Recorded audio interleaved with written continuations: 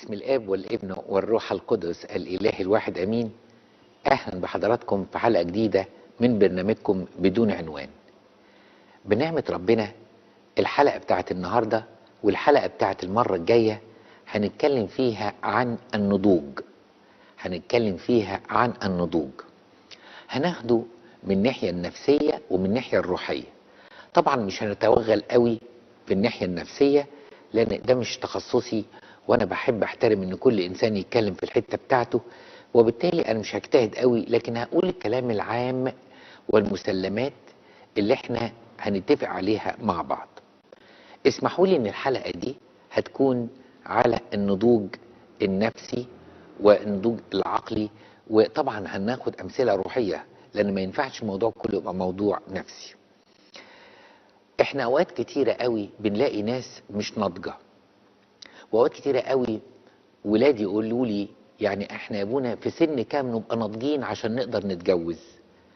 طبعا السن والعمر ليه عامل مؤثر في النضوج ما ننكرش، لكن في الوقت نفسه ممكن نلاقي انسان وصل ل40 سنة والناس اللي حواليه تتكلم عليه وتقول انه انسان مش ناضج، وفي انسان يكون عنده 25 سنة ويقولوا عليه ده سابق سنه وناضج قوي.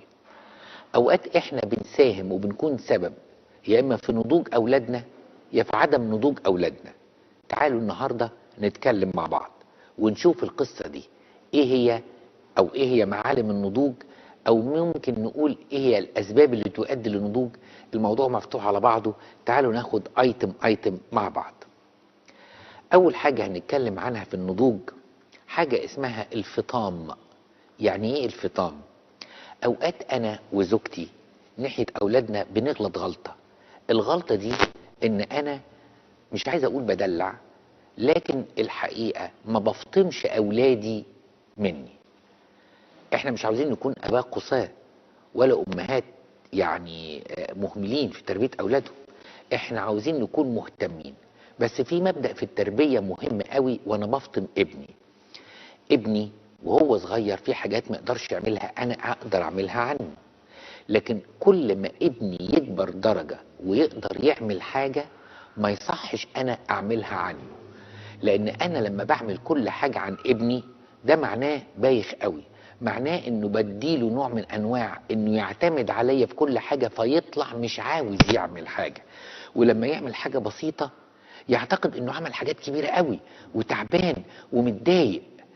اهم عمل من اعمال التربية عشان اخلي ابني ينضج ان افطمه فطام تدريجي. يعني في حاجة يقدر عليها وفي حاجة ما يقدرش عليها.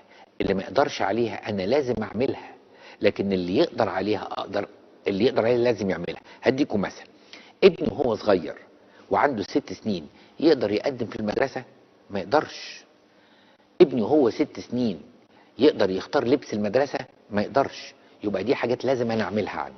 لكن لما ابني يكون عنده 10 11 سنة او 12 سنة ويقول لي يا ماما انا جعان، وممكن هو يقوم يعمل لنفسه سندوتش جبنة من التلاجة، والجبنة موجود والعيش موجود وهو عارف كمان، وما بيذاكرش. يعني يمكن لو بيذاكر اقول امه هتعمل له الاكل علشان هو الولد اعتقد غلط ان لازم الام هي اللي تعمل الاكل وتعمل الفطار وتعمل الغداء. الحقيقة ممكن اقول لابني عندك العيش وعندك الجبنة في التلاجة ومتقطعة جاهزة، مجرد تحط ده في ده، لو حبيت تسخن العيش كويس او شوية انت حر. يبقى انا اديت لابني مسؤولية صغيرة يقدر يعملها. لازم افطم ابني. يقولوا كده ان النسر عشان يعلم اولاده الطيران لما بيجي عليه سن ويبقى النسر ابتدت الريش يطلع له، النسر مكسل لان قاعد طول النهار في العش اللي هو النسر الصغير. ابوه بيروح يصطاد له، امه تروح تصطاد له ويجوا ياكلوه. لكن هيجي عليهم وقت عاوزين يعلموه الطيران، عاوزين يفطموه منهم، فيعملوا ايه؟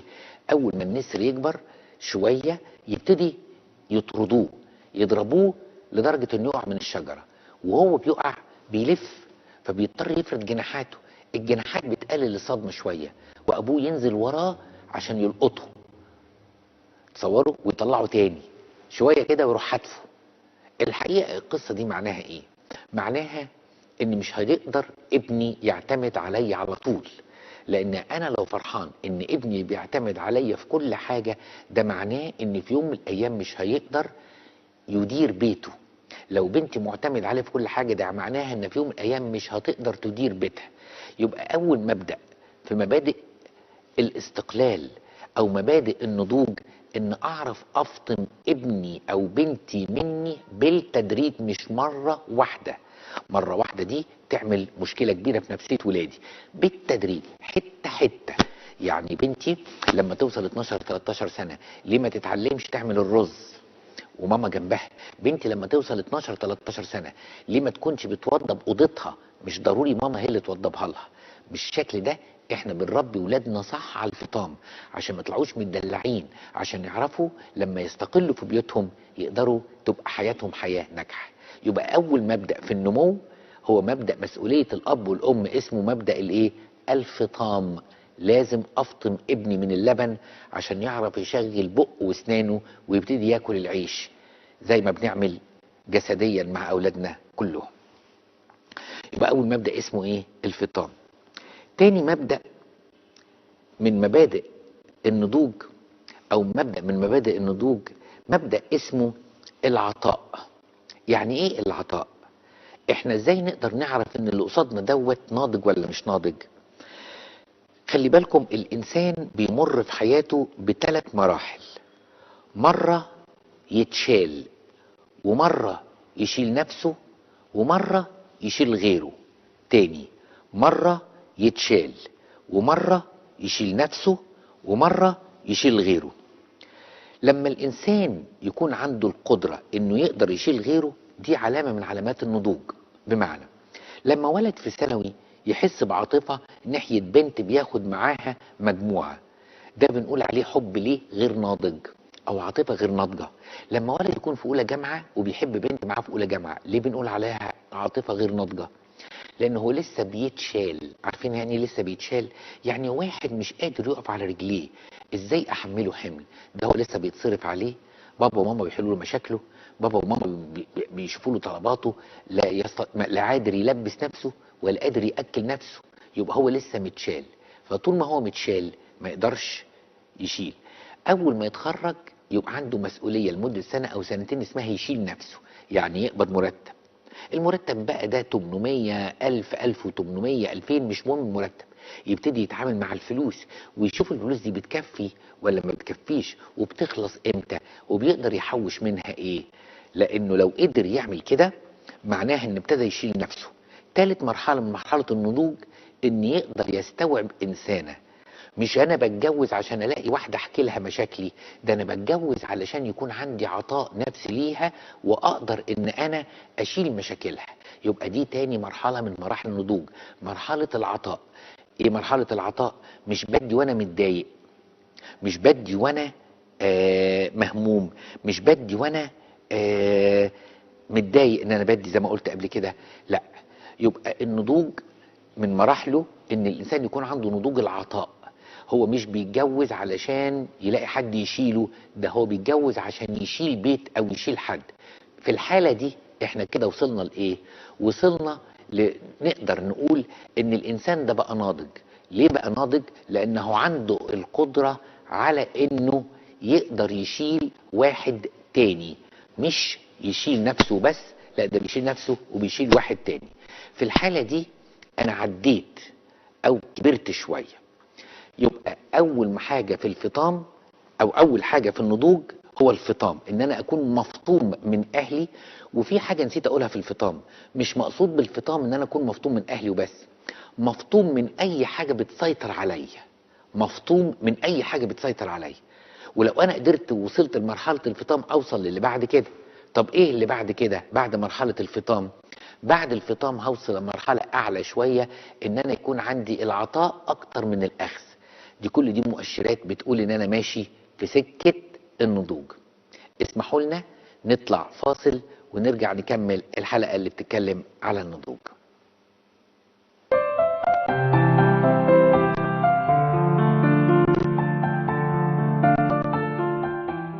بسم الآب والابن والروح القدس الإله الواحد أمين. بنكمل حلقتنا عن علامات النضوج او مؤثرات النضوج او مؤشرات النضوج. فقلنا نمرة واحد الفطام اللي الاهل لازم يعملوه والابن كمان لازم يعمله، ما يبقاش معتمد على حد. وحاجة التانية غير الفطام اتكلمنا على العطاء، يعني مش اتشال، لا ده انا مرة بتشال ومرة بشيل نفسي ومرة بشيل غيري.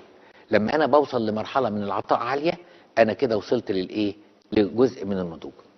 يتبقى في حاجة مهمة قوي عايزين نتكلم برضو عنها في النضوج، حاجة اسمها معرفة نفسي. في فرق بين ان انا اكون عارف نفسي صح ومخدوع وبقول على نفسي حاجات مش موجودة فيا. يبقى لما بكون عارف نفسي صح دي علامة من علامات النضوج. افتكر حاجة حصلت ان مرة نيافة الانبا بخوميس ربنا يديم عمره ويديله الصحة، مطران البحيرة، نيافة الانبا بخوميس عمل الآتي: كان بيدي محاضرات في حاجة اسمها الإدارة أو علوم الإدارة الكنسية. فقال أي مدير يقولوا له كده في علم الإدارة لازم تكون عارف إمكانيات الموظفين اللي شغالة تحت إيدك عشان تعرف توظف كل واحد إزاي. زي مدير أو المدرب بتاع كرة القدم بيبقى عارف كل لاعب دوت مهاجم، دوت مدافع، دوت يقف يحرس المرمى. يبقى كل واحد فيهم عارف، المدرب الجيد او المدير الجيد عارف يشغل مين، الناس بتوعه. خلي بالكم بقى، اهم من كل ده ان الانسان يعرف مين، يعرف نفسه. اهم من كل ده الانسان يعرف ايه، يعرف نفسه. يعني ايه؟ انا لما اكون عارف نفسي هعرف حاجات مهمة. نمرة واحد، ايه اللي اقدر اعمله كويس. اتنين، ايه اللي اقدر اعمله معقول. وحاجة تالتة، ان في حاجة ما ينفعش اقدر اعملها ومش لازم اقدر اعملها، لان لو عملتها هتبقى وحشة قوي. يبقى لما الانسان يكون عارف نفسه، عارف طباعه، عارف مواهبه، عارف ربنا اداله ايه ويقدر يشتغل بيه ايه، دي حتة مهمة قوي. ان واحد يقول لك انا عارف نفسي، انا بصراحة ماليش في الموضوع ده، لكن الموضوع ده ربنا مديني نعمة فيه، احاول اجتهد وربنا يكمل. كويس قوي ان الانسان يعرف نفسه هو بيعمل ايه. في اوقات كتيرة قوي يجي واحد يترقى. يعني انا هقول قصة حقيقية. انسان مرة جه وقال لي يا ابونا هيرقوني في المصلحة، فتنصح بيه؟ قلت له الحقيقة من الافضل انك ما تقبلش الترقية دي، خليك في الشغلة بتاعتك. ليه؟ لان الانسان ده الحقيقة كثير النسيان، قليل التركيز، متاعبه الصحية كتيرة قوي. فانا قلت له الادارة هتبقى اهم وهتبقى في مشاكل اكتر، خليك زي ما انت، وخاصة فاضل لنا سنتين ثلاثة على المعاش. الحقيقة هو ما خدش بالنصيحة، والحقيقة ان هو قبل الترقية. لما قبل الترقية اللي حصل له مشكلة والتحقيق والتاني وايقاف عن العمل ورجعوه للشغلانة الاولانية. الحقيقة بقى منظرها اصعب. من الاول لازم اكون عارف نفسي. الناس كلها بتتخانق وتقول انا ما اترقيتش ليه. ما هو الحقيقة لو انت عارف نفسك ممكن تقول انا موظف مجتهد بس ما ينفعش اكون مدير.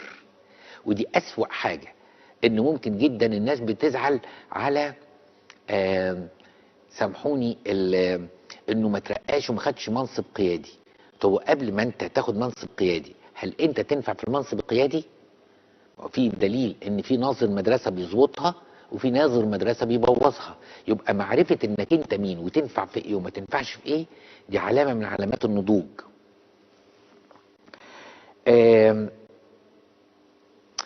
في كمان حاجة مهمة قوي، علامة من علامات النضوج القدرة على تحمل المسؤولية. يعني ايه القدرة على تحمل المسؤولية؟ واضح ان الاجيال اللي طالعة عشان ما حصلش ليها فطام واتسرعت، يعني كانت مش قابلة فكرة الاستقلال. حتى لما ارتبطت واتجوزت بقت عندنا مشاكل. المشاكل دي ايه؟ المشاكل دي بتصل الى حاجة اسمها الاعتمادية على الاهل الكبار. يعني احنا جبنا بيبي، طب احنا نقدر نعول البيبي ونقدر نشيل البيبي لا، ما هي ماما هنا موجودة وتيتا هنا موجودة ولازم يشيلوا. ولو تيتا قالت انا كبيرة في السن او تيتا التانية قالت انا ظروفي مش سامحة تبقى هي الوحشة. ما كل الامهات بتعمل كده. الحقيقة الانسان الناضج قبل ما بياخد اي قرار بيسأل نفسه اقدر اتحمل المسؤولية دي ولا لا. يعني قرار غير ناضج ان واحد يقول لك انا احب الخلفه الكتير، احنا اتربينا 7 اخوات في بيت واحد وكان بيت كده كله حياه وحيويه. طب النهارده انت تقدر تخلف 7 اولاد؟ طب لو خلفت 7 اولاد سامحني يعني قد مصاريف المدرسه؟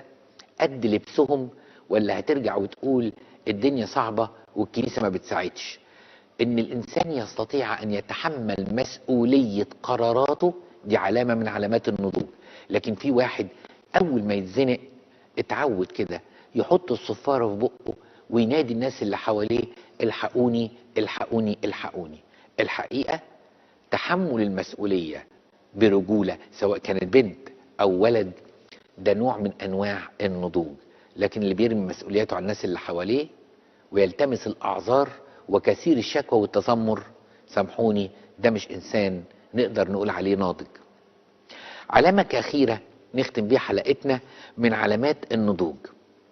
النضوج معناه استقلالية متزنة. يعني ايه استقلالية متزنة؟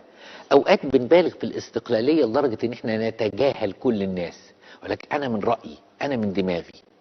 مين عمل كده؟ شاول الملك استقل عن ربنا وما سمعش كلام ربنا وعمل اللي في دماغه، كانت النتيجة ان ربنا رفضه. وواحد تاني على العكس كان عنده الاعتمادية غرقان فيها قوي لدرجة ان امه، بتكلم على يعقوب لما امه قالت له اعمل التمثيلية وقول انك انت عيسو وهات الاكل واكل ابوك وحط الغنم شعرها على ايديك، قالت له انا المسؤولة يا ابني. قال لها خلاص يا ماما بقى هسمع كلامك. الحقيقة عندنا مشكلتين، يا اما مشكلة ناس بتجنح في الاستقلالية الزايدة، يا اما ناس بتجنح في الاعتمادية المريضة. لا ده نقدر نقول عليه ناضج ولا ده نقدر نقول عليه ناضج. الانسان الناضج يعلم تماما ان في وقت من الاوقات محتاج حد ينصحه. الانسان الناضج يعلم في وقت من الاوقات ان محتاج حد ياخد رأيه، وده ما يقللش من قيمته ابدا. يعني الزوج لما ياخد رأي زوجته في حاجة هيشتروها، الزوجة لما تاخد رأي زوجها في حاجة للبيت، ده مش معناه انها مش ناضجة او مش قادرة على اتخاذ القرار. يبقى خلي بالكم احنا مش عاوزين الاستقلالية المرضية، لان الاستقلالية المرضية معناها ان انسان بيتصرف من دماغه. وبرضو الاعتمادية المرضية معناها انسان مش ناضج. يعني تصوروا ان مثلا ام بتحل الواجب بتاع ابنها كل يوم وتقول طب بس اعمله بخطك علشان بكره ما حدش يضربك في المدرسه. عملت فيه ايه ده؟ دي بوظت كل حاجه. او انسان مش انت بابا يبقى انت مسؤول. بابا مسؤول عن امور وانا مسؤول عن حاجه تانية. دي قريبه قوي من نقطه الفطام اللي قلناها في الاول، وقريبه قوي من نقطه تحمل المسؤوليه. بس احنا بنحذر لان في ناس بتبالغ في الاستقلاليه ويقول لك انا رايي من دماغي. وتلاقي الزوج كده فاجئ زوجته بيقول لها باركلنا احنا بقى عندنا عربية جديدة. تقول له جبتها ازاي؟ يقول له عملت قرض 70,000 جنيه هنسدده على 7 سنين. طب انت سألت نفسك هتسدده كام؟ هتسدده ضعف الثمن. طب انت عامل حسابك لو انت عييت او مراتك ما قدرتش تكمل في الشغل هتسدده منين؟ ادي قرارات غير ناضجة لان فيها استقلالية، عملت اللي في دماغي. او واحد تاني راح لابوه قال له اسمع يا بابا ربنا يخليك ليا، انا داخل في قسط عربية بس بشرط تدفع نص كل شهر. ادفع نصه ليه؟ ادفع نص؟ انا ربيتك وكبرتك وجوزتك، لازم انت تعتمد على نفسك. لكن الحقيقة اوقات بيبقى عندي حاجة من الاتنين، يا استقلالية مرضية يا اما بيكون عندي نوع من الاعتمادية المرضية. لا ده نضوج ولا ده نضوج. اسمحوا لي نراجع مع بعض النقط اللي احنا قلناها. قلنا النضوج معناه فطام، النضوج معناه تحمل المسؤولية، النضوج معناه لا هو انسان متجاهل اراء الاخرين ولا معتمد على اراء الاخرين. وقلنا كمان ان النضوج ان الانسان يكون عارف نفسه، يعرف يقدر ايه ويعرف ما يقدرش يعمل ايه. وقلنا ان الناضج قدرته على العطاء بتبقى اعلى من الانسان غير ناضج اللي عاوز ياخد وبس. نتقابل على خير ونكمل موضوع النضوج المرة الجاية في حلقة تانية اللي بسم الآب والابن والروح القدس الإله الواحد أمين. بنعمة ربنا هنتقابل النهاردة مجموعة من الأسئلة اللي تهمنا واللي جات لنا، ونحاول يعني بنركز على الأسئلة اللي يكون فيها استفادة للكل أو أمور ملحة لبعض الناس. السؤال الأولاني بعته شاب بيقول: أعاني من الملل من الصلاة بالأجبية، فهل يمكن أن أتركها فترة ثم أرجع ليها وليكن 15 يوم؟ الحقيقة أنا عاوز أب اعترافك يعرف المشكلة دي وهو اللي يجاوبك، بس كإجابة عامة أنا ما انصحكش تعمل كده خالص. هتتعود إنك ما تصليش بيها، وبعد كده هتلاقي نفسك صعب قوي ترجع لها. بس تعال نناقش المشكلة. الملل جه منين؟ أنا هقول لك الملل جه منين. الملل جه من سببين: يا إما أنا مش فاهم بقول إيه في الأجبية، يا إما بصلي بسرعة فمش حاسس بالكلام، كأني بسمع أو كأني بقرأ. طب الحل يكون إيه؟ الحل يكون فيه عمق، إن إحنا عاوزين نهدي السرعة شوية ونخش المعنى الكلمة. يعني مثلا أنا بصلي مثلا صلاة الساعة الثالثة، فواخد مثلا مزمور الرب راعية فلا يعوزني شيء، أو مزمور أي مزمور الرب نوري وخلاصي، أي مزمور. المزمور اللي أنا بصليه أحاول أحس الرب راعية واسرح كده لمدة ثانية. مش مهم تصلي 10 مزامير أو ال 12 مزمور، صلي عدد مناسب يتناسب مع قامتك وقدرتك، بس من فضلك وانت بتصلي صلي بتركيز. يعني الرب راعية، غمض عينك كده واشكره، قول له: أشكرك يا رب لأن حاسس فعلا إنك أنت راعي صالح، عادة شعر راسي وحاسس بيه. مش ضروري كل مزمور أعمل فيه كده، لكن على الأقل مزمور كده أتأمل فيه ولو ثانية ثانية مش أكتر. القطع، لما أجي أصلي القطع مثلا ما دام قلنا التالتة: روحك القدوس يا رب الذي أرسلته على تلاميذك القديسين لا تنزعه مني. أرجوك يا رب ثبته فيا، أنا محتاجك، أنا من غيرك معرفش أتحرك يا رب، والروح القدس دوت هو روحك الناري، وأنا أوقات ببقى مكسل، اعمل حاجة فيا يا رب. عارف لو أنت كل صلاة من الصلاة طلعت بفكرة واحدة بس، وأنت بتقول قدوس قدوس الله قدوس القوي، يا ترى بتوطي وتنحني كده بانحناء امام مجد ربنا وكرامته؟ يا ترى بتقول له: ارحمني كعظيم رحمتك؟ الحقيقة مشكلتنا مع الأجبية ان احنا في اوقات كتيرة قوي نكرر الكلام باطلا من اجل راحة الضمير. العبادة دي ما تعجبش ربنا. العجابة اللي تعجب ربنا انك تقول الكلام وانت حاسه وانت فاهمه. ابذل يا حبيبي شوية مجهود وربنا هيدي لك نعمة، لكن ما تسيبهاش. وتدبير اب اعترافك معاك هو الاهم زي ما انا قلت في اول الحلقة. السؤال التاني: واحد بيقول كلام الحقيقة بيقابل مشكلة ناس كتيرة قوي. بيقول ايه: اكتر شيء بيتعبني هو قصة القديسين.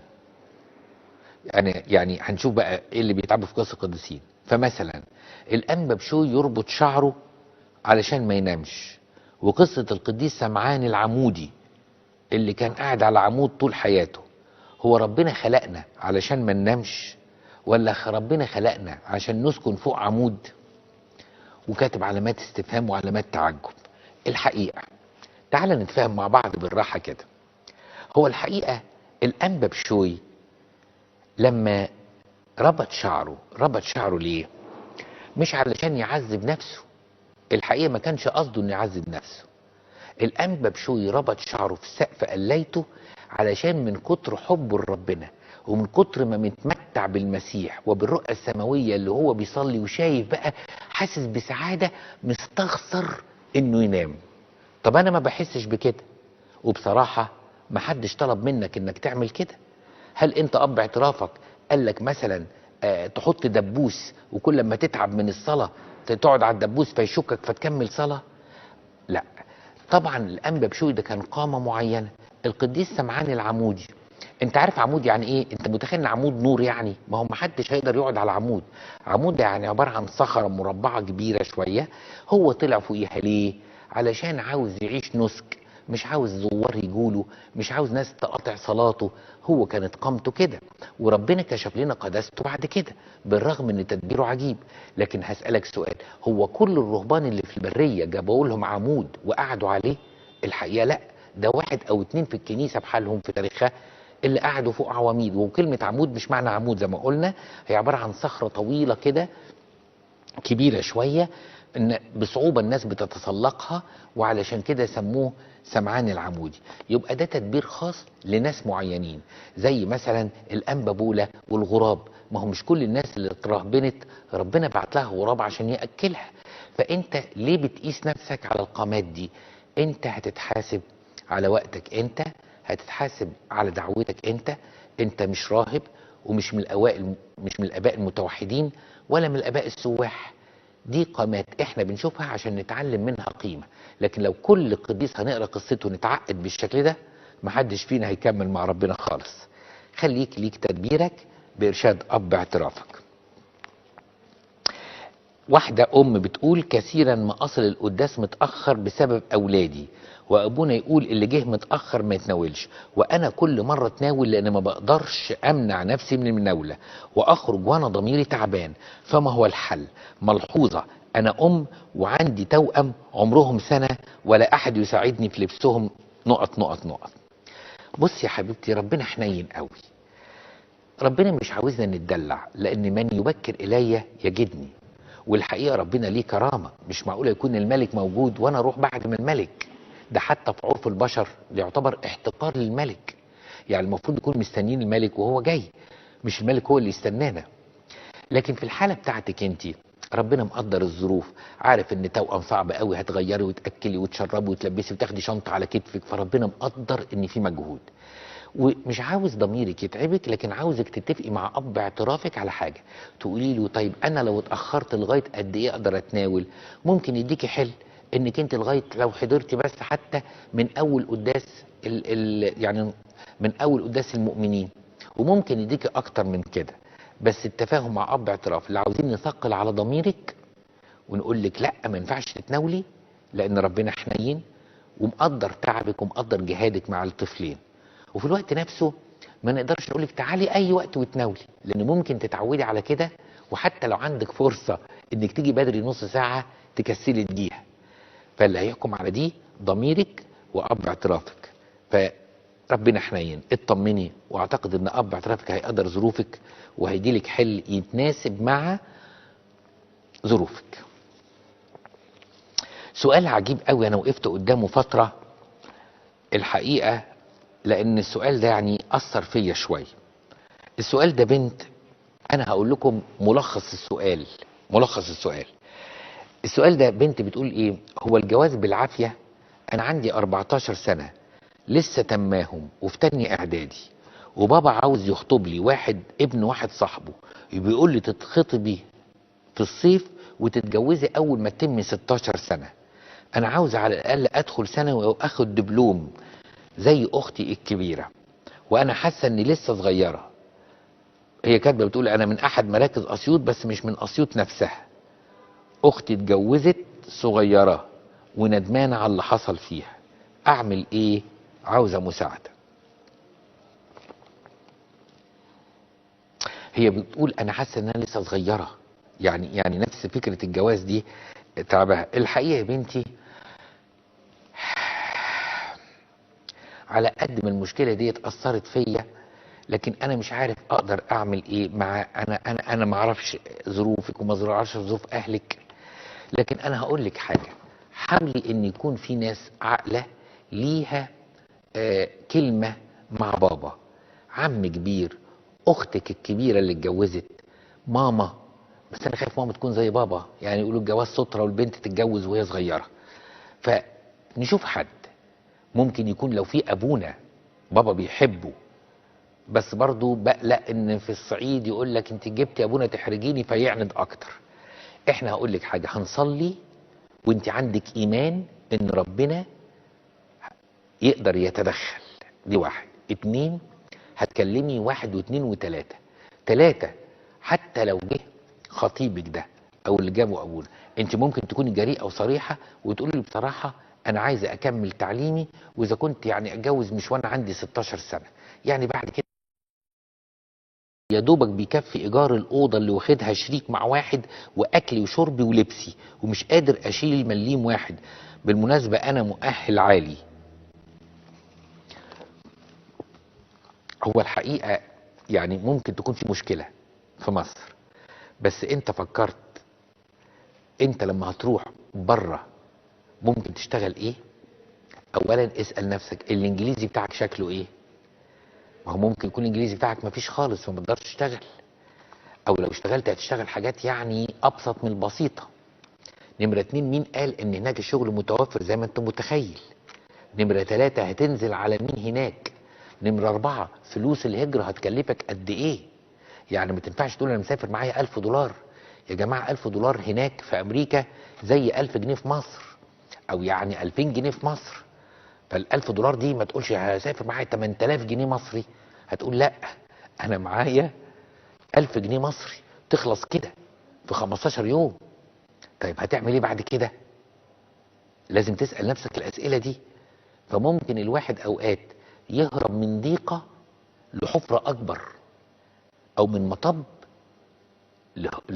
يعني مش عارف اقولها لك ازاي. ارجوك يا حبيبي، وبعدين ده لسه يعني انا مش عارف حتى كمان تقدر تاخد الفيزا ولا لا، لكن على الاقل فكر بالراحة. لان في ناس كتيرة قوي راحت هناك وراحت للكنيسة وقالت شغلوني، والاباء الكهنة يقولوا طب نجيب شغل منين، ويرجعوا يقولوا الكنيسة هناك ما بتعملش حاجة. طب الكنيسة هتشغل مين ولا مين ولا مين؟ الحقيقة نفكر بالعقل، ما تخليش الضغطة تخليك تاخد قرار تندم عليه اكتر بعد ما تسافر وتكون صرفت فلوس كتير كمان. سؤال بيقول بحب الاعلام قوي وعاوز اشتغل في احد القنوات الفضائية، ومن الافضل بالطبع القنوات المسيحية، فكيف الطريق الى ذلك؟ يعني حاول تراسل القنوات دي وتبعت CV وتقول انت دارس ايه وايه اللي ممكن تعمله، ويعني ونشوف ربنا يرتب. واحد بيقول كيف ينطق باسم النبي حجاي؟ فانا مكسوف اسال ابونا. النبي حجاي دوت فعلا في ناس ممكن تقول عليه حجي وممكن تقول حجي، يعني علشان اوقات ما بيبقاش فيه تشكيل، لكن هو اسمه حجاي، يعني حتى بالعبري حجاي وبالانجليزي حجاي. فهو نقول عليه ما نقولش ابدا حجي او حجي، هو النبي حجي. حجي يعني حجاي، حجاي اللي هي بالانجليزي يعني حجي. لماذا سمح الله بأن الخنازير، ده بيتكلم على مجنون الجدريين، بيقول لماذا سمح الله بأن الخنازير يدخلها الشيطان وتهلك، وإيه ذنب الرعاة؟ الحقيقة انتوا عارفين القصة ان كان في واحد مجنون ومش لابس هدوم وقاعد والقرية كلها بتخاف منه، فقابله المسيح، وبعدين المسيح الشيطان ابتدى يتكلم معاه، فقال له انت مين؟ قال له نحن لاجئون، يعني مش شيطان واحد، لا ده مجموعة من الشياطين. فأمرهم انهم ينصرفوا، قالوا له ائذن لنا أن ندخل في قطيع من الخنازير. فأذن لهم، فالشياطين دي دخلت الخنازير، والخنازير جرت وحدفت نفسها وماتت كلها. وبعدين الناس طلعت قالت للمسيح ايه؟ سيب القرية بتاعتنا لو سمحت وامشي عننا. طب نفهم ايه من القصة دي؟ الحقيقة حبيبي القصة دي ليها أكتر من معنى. المعنى الأولاني إن الإنسان أهم عند الله من أي خليقة تانية، بدليل ان ممكن يكون انسان ايه الخنازير دي؟ ما هي خنازير، لكن الانسان انسان. فربنا عاوز يثبت ان الانسان اهم من اي حاجة. نمرة 2، عاوز يثبت لنا من الحوار اللي تم ان حتى الشياطين تحت سلطان الله، ان كانت تتحدى الله في اولاده لكن تحت مين؟ سلطان الله. بدليل ان الشياطين قالوا ائذن لنا ان ندخل في الخنازير. يعني الشيطان مش خرج من الولد بمزاج ودخل في الخنزير، لا ده ربنا ضابط الكل. فقال لهم لا، قال له يعني الاذن كان مين؟ من المسيح. يبقى المسيح له سلطان على كل الشياطين. الحاجة الثالثة اللي ربنا حب يعلمها لنا من المعجزة دي شراسة الشيطان. قد ايه الشيطان لما دخل في الجسد اهلك الجسد بتاع الخنازير. كأن ربنا عاوز يقول لنا الشيطان عاوز يعمل كده مع كل واحد فيكم. اخر حاجة عايز اقولها ان في الوقت ده كانت الشريعة اساسا منع اكل وتربية الخنازير. فكون ان الناس تربي خنازير ده ضد الشريعة، وبالتالي يعني اساسا الخنزير كان ممنوع يتربى وممنوع يتذبح وممنوع يتاكل. ده طبعا اجابة سريعة، وانت ممكن تقرأ تفسير هتلاقي فيه يعني كلام اكتر واعمق واوسع. 9، السؤال التاسع، واحدة بتقول انا في تانية اداب اجتماع، انا خادمة حضانة، وبالرغم اني خادمة لكن اخاف بالليل جدا، واشعر ان الشيطان ممكن يظهر لي ويضايقني، واذا قمت بالليل للذهاب للحمام مثلا اجد جسدي يتجمد من الخوف، ولازم اضيء انوار الشقة كلها، فماذا افعل؟ انا مكسوفة لكن هي دي حالتي.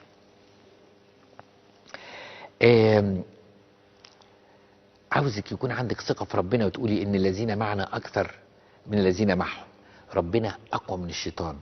وخلي دايما في صليب في ايدك، قبل ما تنامي ارشمي نفسك بالصليب، وانت قايمه امسكي الصليب وقولي قوة الصليب تحرق كل مملكة الشيطان.